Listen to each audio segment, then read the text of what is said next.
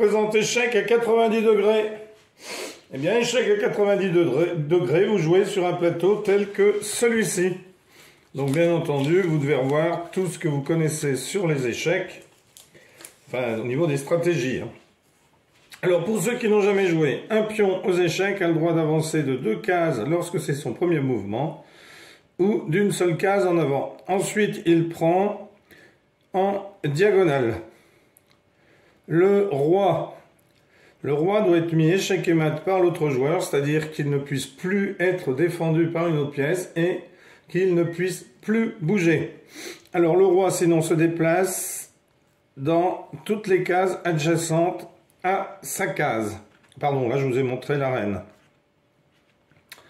Je vous ai montré la reine, le voici le roi. Donc il peut se déplacer chaque fois dans une case adjacente à la sienne.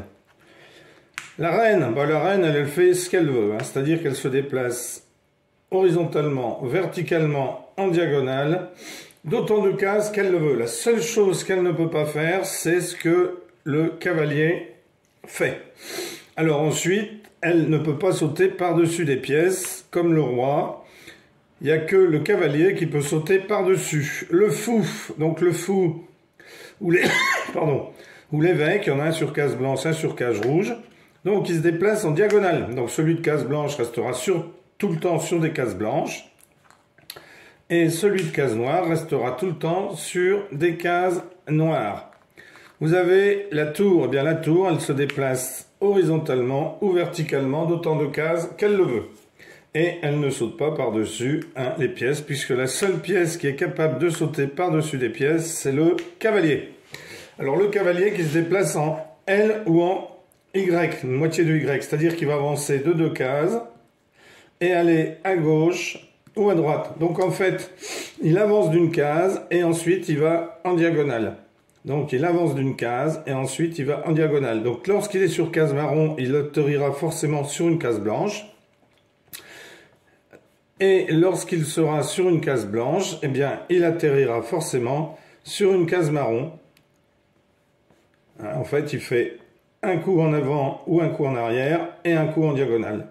Donc s'il a un coup en avant, un coup en diagonale, en arrière, pardon, un coup en arrière, un coup en diagonale, un coup en arrière, un coup en diagonale, un coup sur le côté, un coup en diagonale, un coup sur le côté, un coup en diagonale, un coup en avant, un coup en diagonale, un coup en avant, un coup en diagonale, un coup sur le côté, un coup en diagonale, un coup sur le côté, un coup en diagonale. Voilà.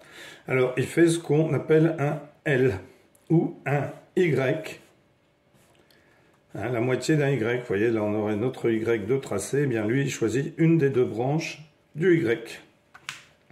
Voilà, c'est tout ce que vous avez à savoir sur ce jeu. Je ne ferai pas de démonstration. Alors vous voyez déjà qu'ici, celui-ci pourrait le prendre. Par exemple, le joueur blanc commence toujours, eh bien il pourrait prendre le pion noir, alors qu'il bien entendu serait pris par le fou, etc., etc. Si vous n'avez jamais joué, eh bien, écoutez, essayez. Donc, on met toujours la dame sur sa couleur.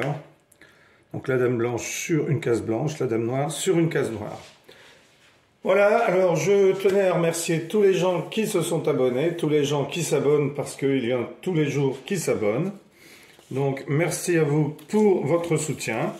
Et je vous dis à bientôt pour une nouvelle vidéo. Au revoir, merci.